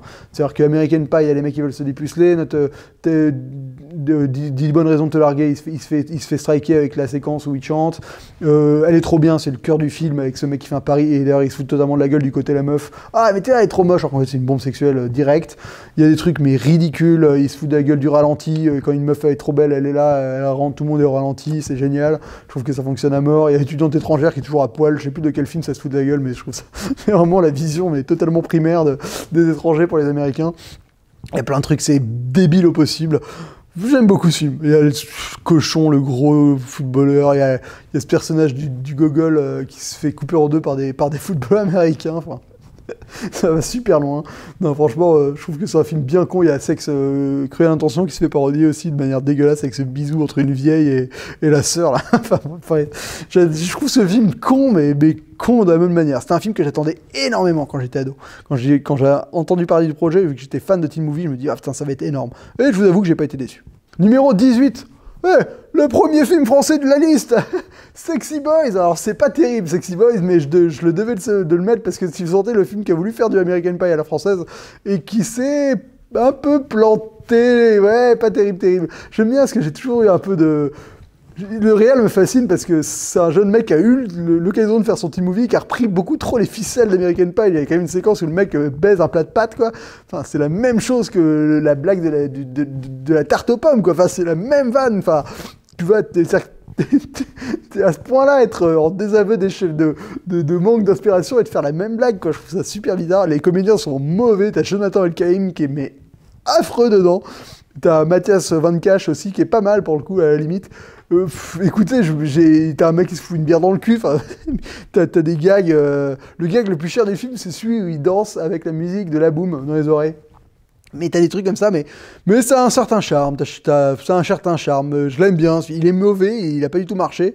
Ou je crois. Si, c'est devenu un peu culte avec le temps, en fait, Sexy Boys, quoi. Mais voilà, ça m'a fait marrer. En tout cas, il y a des meilleurs teen movies que celui-là. Oui, parce qu'en teen movie français, il y a le 17ème, il y a Les Beaux Gosses, qui est juste, mais énormissime, de Réal Statouf, là, mais colossal. Qu'est-ce que ce film m'a fait marrer. Ce film est hilarant, moi, je trouve. Mais ça fait partie de ces films qui arrivent à... Qui sont d'un coup, tu tombes sur un humour que t'as jamais vu avant. Mais moi, l'humour des Beaux Gosses, je l'avais jamais vu. C'est cette espèce d'humour un peu étrange, qui est jamais souligné, qui veut jamais souligner ses blagues et tout. C'est tellement drôle. T'as des choses qui m'ont fait marrer, mais genre la voiture du pote, là, je sais plus comment il s'appelle, c'est une multiple Fiat, quoi. Et c'est débile, mais faut savoir qu'en mise en scène, d'aller choisir une multiple Fiat en tant que voiture, c'est pas anodin. Tu te dis, cette voiture est tellement moche qu'il faut qu'elle soit dans mon film, quoi. Et c'est trop drôle. C'est un détail, mais c'est trop... Et c'est pas du tout appuyé. Il y a que moi qui l'ai remarqué, quoi. Qu'il y a une multiple Fiat dans le film avec ça, la voiture des personnages, quoi. Mais c'est ce genre de truc qui me fait marrer. À un moment, il y a le personnage de Vincent Lacoste, qui a été révélé par ce film, d'ailleurs, qui est devant un distributeur de friandises un distributeur de bouffe, quoi, dans la cour de son lycée. Il est là, il hésite pendant toute une séquence à savoir ce qu'il va prendre, et tu le remarques pas. Et dans la séquence d'après, tu découvres qu'en fait, le distributeur, il y a que des bananes dedans. C'est totalement absurde, mais c'est pas du tout appuyé. C'est-à-dire qu'à la fois, tu te marres parce qu'il y a que des bananes, et après, tu te marres parce que tu te rends compte que le mec, il est en train d'hésiter à savoir de quelle banane il allait choisir. Il n'arrivait pas à se décider à choisir une banane, quoi. Enfin, tiens, c'est minable. C'est trop drôle, quoi. T'as un personnage de mec un peu bizarre qui arrête pas de se faire têche comme ça, qui se pète le bras. Enfin, non, c'est l'enculé qui se pète le bras. Enfin, que des trucs comme ça. T'as des phrases, Vincent Lacoste, il est malaisant avec ses phrases, il y a le mot cancer, il se marre comme ça. Même les radios, écoutez les radios du film, elles sont trop drôles, c'est de la parodie super subtile des matinales à la con de Energy ou Skyrock, tu comprends rien à ce que les gens racontent et tout, c'est super drôle. Enfin, il y a que des trucs comme ça, le moment où il danse comme ça devant dans sa salle de bain, c'est chelou. Le moment où il s'énerve devant sa mère, elle est super bizarre cette séquence, et il pète un coup comme ça. Enfin, il y a que des trucs énormes, les beaux gosses, c'est juste mais colossalissime. Et franchement, j'adore ce film, donc voilà, je pense que vous l'avez compris, j'aime beaucoup les beaux gosses. Numéro 16, super grave, super bad en anglais, qui a encore une fois révélé quand même Michael Cera et Jonah Hill.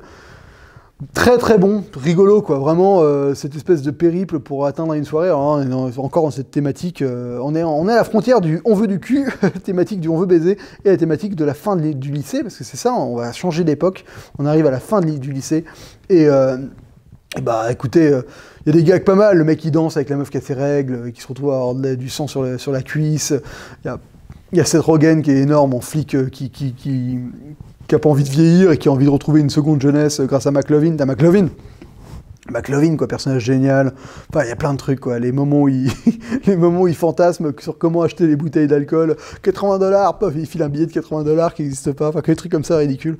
Enfin, franchement, c'est vraiment un film qui a plein de bons. Il y a Emma Stone, encore une fois, qui a été réellement révélé par celui-là. Le film arrive à trouver le bon dosage entre réussir à vouloir émoustiller, faire rire. On est sur ce style de comédie à la Judd Apatow là, qui fonctionne vraiment bien. Je crois que c'est de la clique Judd Apatow. Et voilà, on est sur un renouveau. On est plus sur les comédies à la American Pie. On est sur autre chose. Et c'est des comédies qui sont basées sur des punchlines, des dialogues qui fonctionnent, des personnages assez atypiques, des personnages qui sont cool et à la fois drôles et à la fois tous un peu ridicules. Voilà, c'est super bad. Je me rappelle, j'avais bien aimé. J'avais passé un bon moment. Numéro 15, alors fin d'une époque, comme je l'ai dit tout à l'heure, hein, on voit la fin du lycée, les sous-doués passent le bac, film de Claude Zidi, ben voilà, c'est cultissime, c'est tellement énorme, c'est tellement du gros n'importe nawak, quoi. Enfin, t'as tout et n'importe quoi dans ce film, la machine à claques, la voiture, la meuf, elle a une voiture Louis Vuitton, un chien tatoué Louis Vuitton, enfin, t'as Daniel Auteuil en révélation, mais t'as tout et n'importe quoi dans ce film. Fait des stratagèmes, moi j'adore les films sur les gens qui trichent, tous les stratagèmes pour tricher, le tam-tam, le bébé où ils ont les trucs écrits sur les fesses quand elles changent les couches, il y a tellement de conneries, le bandeau avec les réponses écrites, le mec qui a ça dans ses chaussures mais qui a pas les mêmes niveaux de la géographie, le talon est plus haut que l'histoire, donc il est pas à niveau. Enfin, que des trucs comme ça qui sont vraiment super drôles. Et alors, c'est drôle parce que Claude Zidi a fait ce film qui arrive à la fin des 30 Glorieuses, et pour lui, il voulait raconter justement ce passage de relais entre la génération des 30 Glorieuses qui sortait de nulle part de l'après-guerre, qui a dû tout reconstruire, et maintenant qu'ils étaient installés, ils plaçaient leurs gosses, quoi. Ce côté vraiment pistonnage. La génération est en place, les gens, c'est-à-dire que la société a été après le chaos de la Deuxième Guerre mondiale, elle a retrouvé un ordre, elle a retrouvé en place, et les gens vont perdurer cet ordre social. Donc il y a toute une vision politique dans ce film qui est oubliée, qui est rarement analysée, écoutez. Et en plus, il y a tout ce rapport avec le mec qui veut faire des attentats, là, notre peuple vaincra avec la couscoussière, et ce cadavre qui porte une... Bon, bref, moi j'adore ce film, il me fait trop marrer. Le mec qui vole les mobylettes aussi, et qui les revend, enfin, il y a plein de trucs, quoi. Moi j'adore. Numéro 14, Le Péril jeune de Cédric Lapiche. Film générationnel que j'ai vu des milliers de fois. J'adore ce film. Pour moi, c'est une des plus belles chroniques sur le lycée français. Là, on est moins dans le gag, hein, on est vraiment dans le touchant, dans le sincère, dans le film, le feel-good movie. Pas le feel-good movie, le hangout movie, le film où tu as envie de retrouver cette bande de potes, ce groupe, et de vivre cette année de lycée avec eux.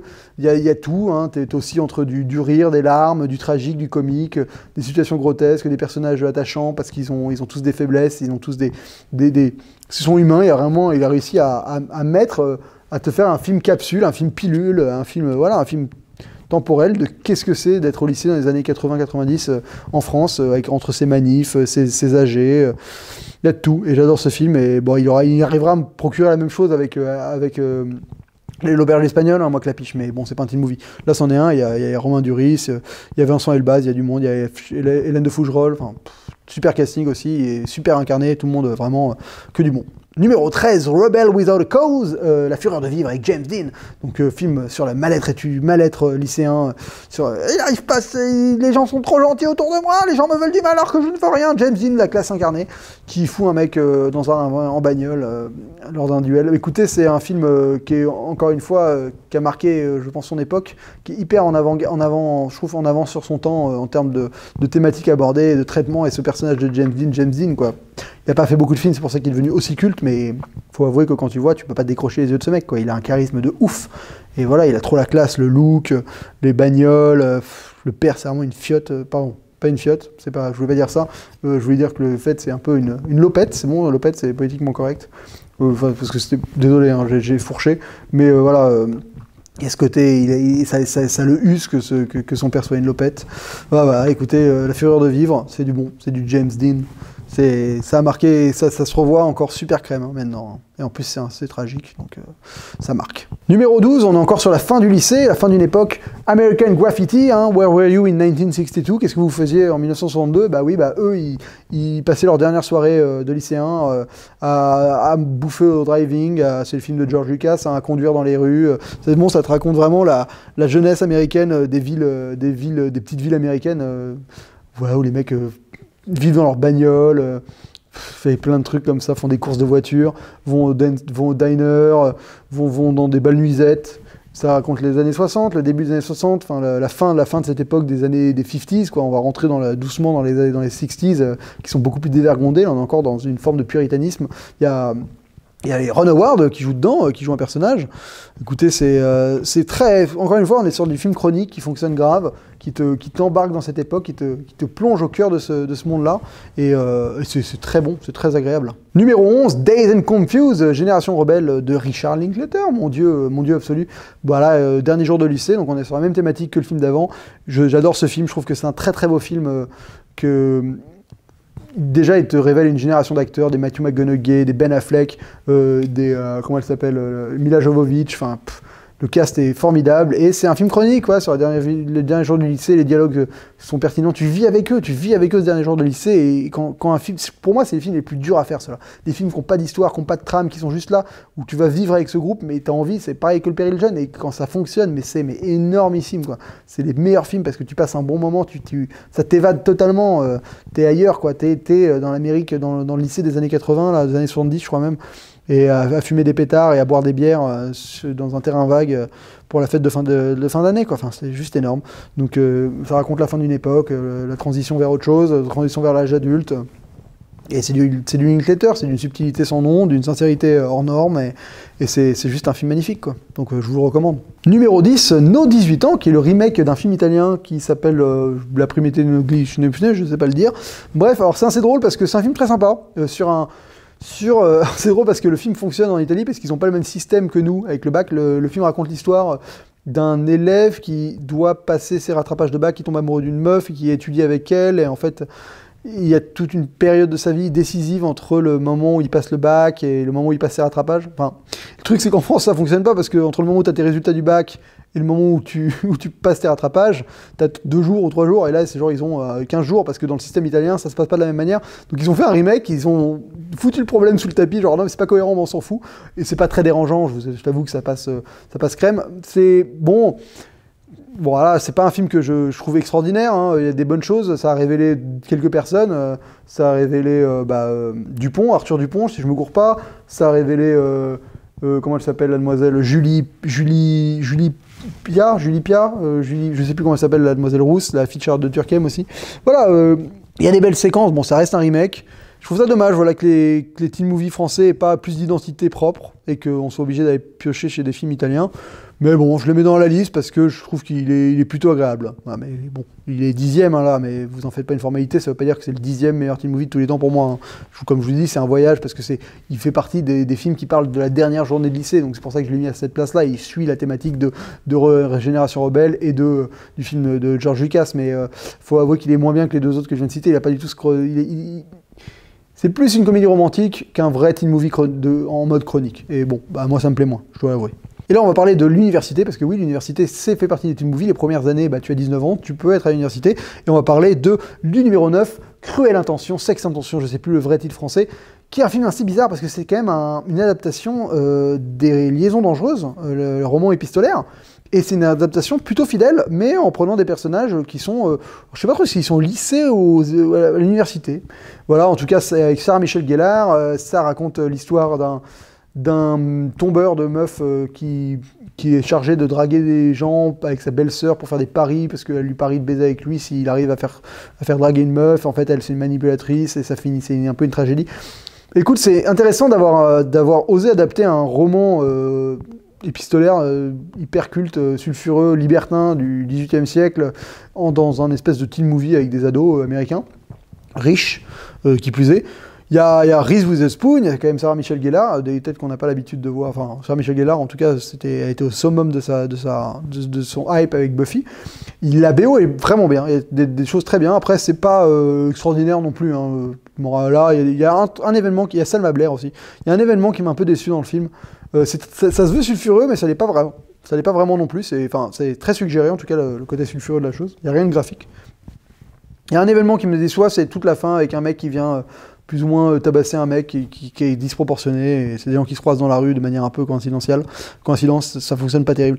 Mais en tout cas, le film fonctionne bien, et voilà, il y a la musique de The Verve, elle finit là-dessus, sur Bittersweet Symphony, et ça, bon, bah, c'est un moment culte dont je me souviendrai toute ma vie. Numéro 8, on est encore dans l'université avec Sexy Zero, un film coréen. Alors là, c'est du gros n'importe nawak, c'est sur plusieurs groupes de mecs qui veulent essayer de baiser à l'université.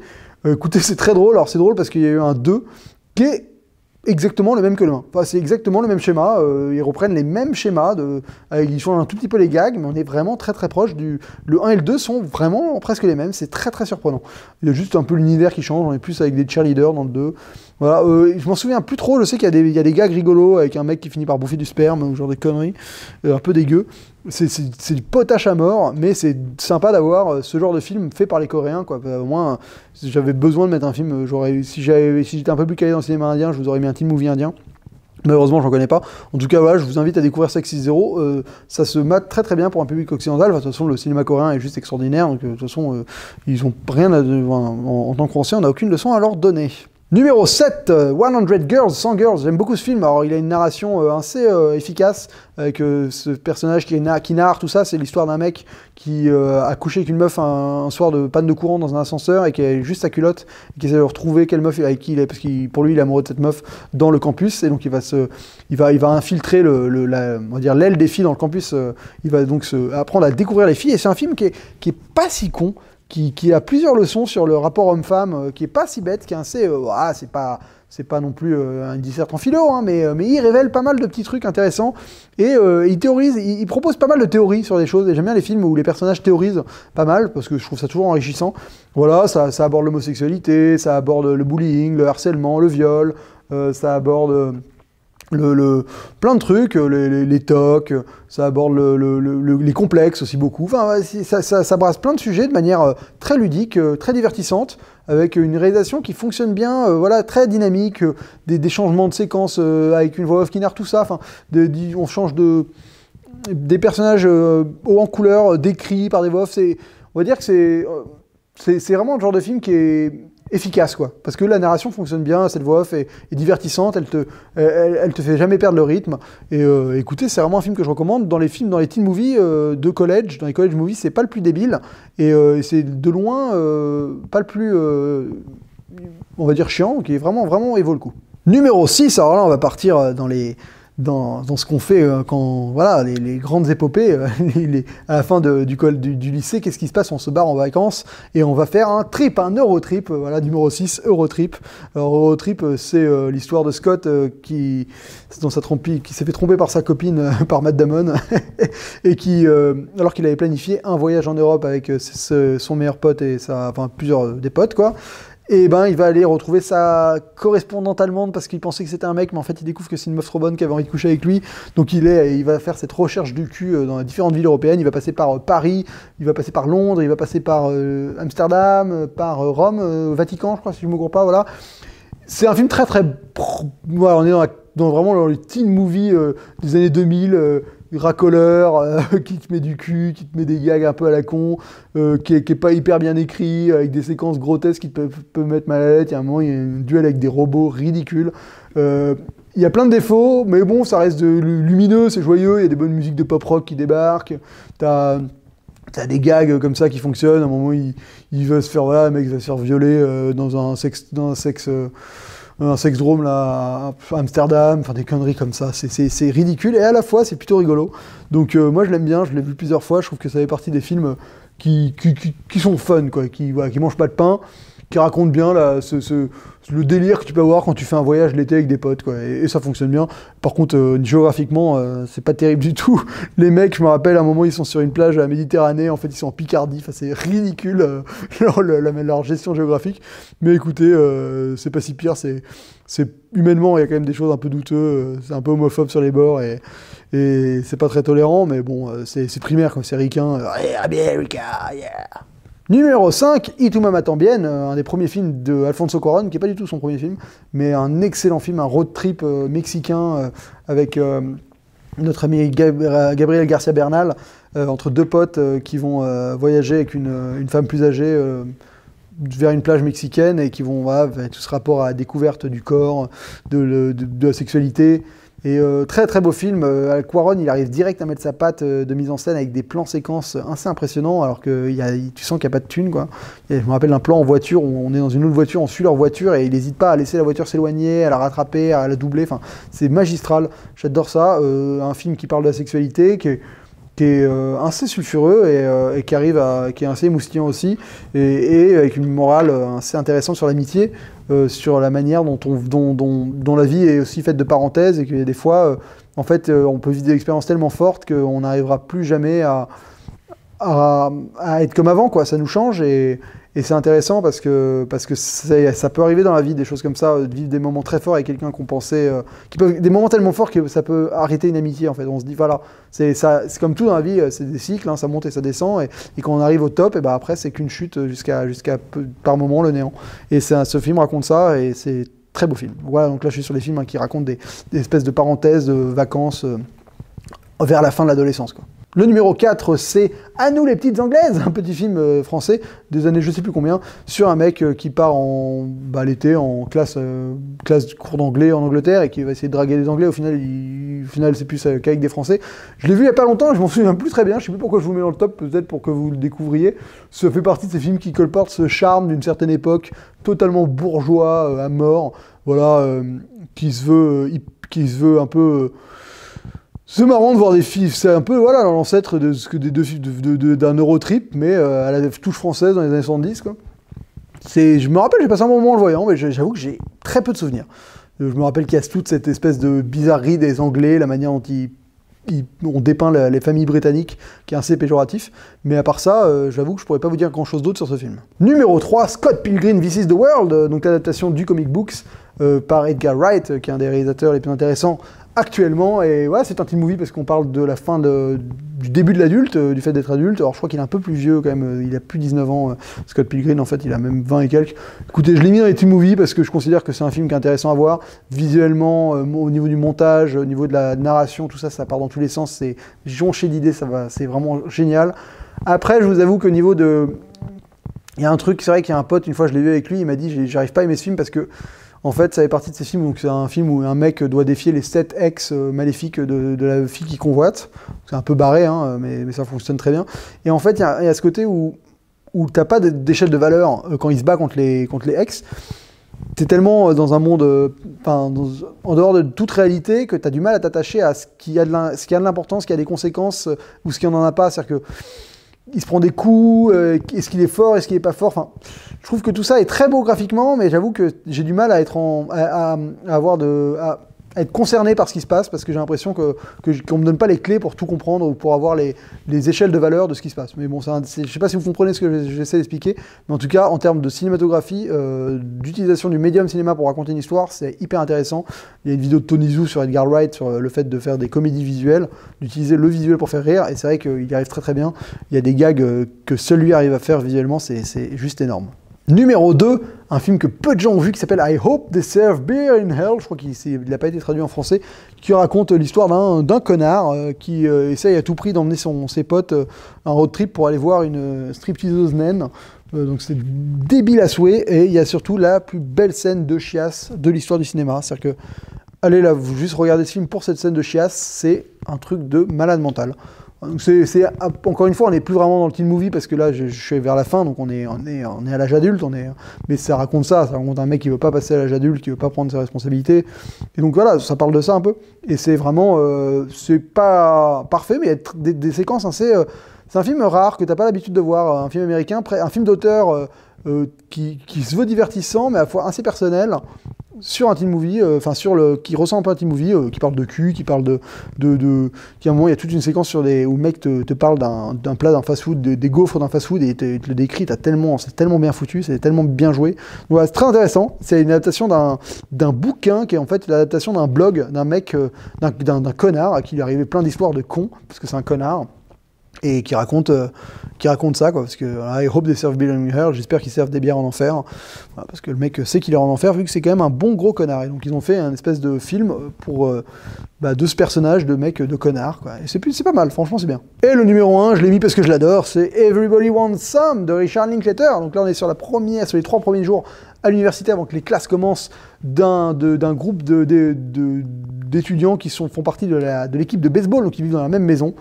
Et on est, voilà, j'ai fait une de mes critiques à chaud de ça, je l'ai mis en numéro 1 du top 2016, c'est un de mes films préférés, je trouve que c'est énorme, c'est un film chronique magnifique, j'en ai déjà parlé plusieurs fois, c'est juste énormissime, et je répète, faites gaffe, le casting, vous allez les voir tous bientôt, très très vite, très souvent, parce que ils sont tous énormissimes dans ce film, et Richard Linklater, c'est un de mes réalisateurs préférés, et quand il fait ce genre de film, et qu'il a cette pertinence-là, cette justesse-là, cette authenticité, cette sincérité, voilà, il arrive à tout faire, à te faire rire, à te faire rentrer dans ce groupe, et c'est juste parfait, quoi. Pas d'histoire, mais du cinéma. Bah écoutez, voilà, c'est tout pour cette vidéo des 50 meilleurs teen movies de tous les temps. J'espère qu'elle vous a plu, j'espère que vous avez réussi à la tenir jusqu'au bout. Écoutez, vous avez vu cet été, j'ai pas fait beaucoup de critiques à chaud parce que j'ai pas eu le temps d'aller au cinéma. Je continue à faire des trucs, je fais mes rétro-critiques sur James Bond, j'ai mes nouvelles critiques sur les DVD que les gens m'envoient qui va arriver bientôt. Je sais que ça va être hyper intéressant parce que les premiers films qu'on m'a envoyés, je peux vous dire que il y a des choses à dire, franchement ça va être cool. Voilà, je remercie tous mes abonnés, je continuerai à faire cette vidéo à chaque palier de 1000. Ça devient de plus en plus difficile parce que j'ai envie de faire ça bien et de pas sortir des films au pif comme ça et de vraiment essayer de vous parler. Ça, là, je regrette un peu, il y a certains films que je me rends compte que j'arrive pas à vous dire grand chose parce que je les ai mis, mais je m'en souviens pas assez. Et je trouve ça dommage. J'aurais pu parler des séries aussi, parce qu'il y a quand même pas mal de séries teen. Voilà, on a eu 13 Reasons Why, 13 Reasons Why cette année. Il y en a pas mal, des séries qui parlent de teen. Il y a Freaks and Geeks, il y en a plein. Hein. Il y a des... Bon, là, j'en ai plus en tête, mais en tout cas, les séries aussi, ça aurait pu être intéressant. Peut-être que j'en reparlerai. En tout cas, dites-moi dans les commentaires s'il y a des teen movies que j'ai oubliés, quels sont vos préférés à vous. Je sais que j'ai oublié des choses comme Richmond High, j'ai oublié Porky's. Il y en a un que j'aime bien qui s'appelle Admitted, qui est genre un mec qui crée sa propre université grâce à un quiproquo avec Jonah Hill. Et ce film est vraiment sympa aussi, avec Blake Lively, qui est très cool. Il y en a plein comme ça qui sont vraiment sympas. Que j'avais fait une liste un peu plus longue, mais j'ai dû me restreindre. Dans les Français, il y a des trucs comme LOL aussi, il y en a quelques-uns qui sont sortis cet été. Bon, voilà, LOL, moi je suis pas un grand fan, donc j'ai pas de raison de le mettre. Bon, en tout cas, écoutez, je vais dire fin à cette vidéo. Normalement, j'ai dû faire un live de la même chose. Donc là, j'ai fait la vidéo avant de faire le live. Je fais la vidéo au cas où, parce que le live, je suis pas sûr qu'il fonctionne. Et je me dis que quoi qu'il arrive, vaut mieux qu'il y ait une vidéo un peu propre, où je prends le temps, et le live, on verra bien comment il se déroule. En tout cas, merci beaucoup d'être resté jusqu'au bout. Écoutez, je vous kiffe. N'hésitez pas à partager cette vidéo, n'hésitez pas à dire ce que vous en pensez dans les commentaires, à mettre un pouce bleu, à mettre un pouce rouge si vous avez vraiment pas aimé. Mais alors, si vous êtes arrivé jusqu'ici et que vous mettez un pouce rouge, putain, vous êtes sévère. Enfin, si vous avez... vous pouvez, hein, parce que c'est vrai qu'on peut... on n'est pas obligé de quitter. Moi, quand un film me plaît pas, je reste quand même jusqu'au bout pour justement pouvoir le critiquer. Écoutez, n'hésitez pas à liker, j'ai dit quoi d'autre, à partager, à vous abonner si vous n'êtes pas abonné. Et on se retrouve très vite pour une prochaine vidéo. Et d'ici à la prochaine, bonne toile!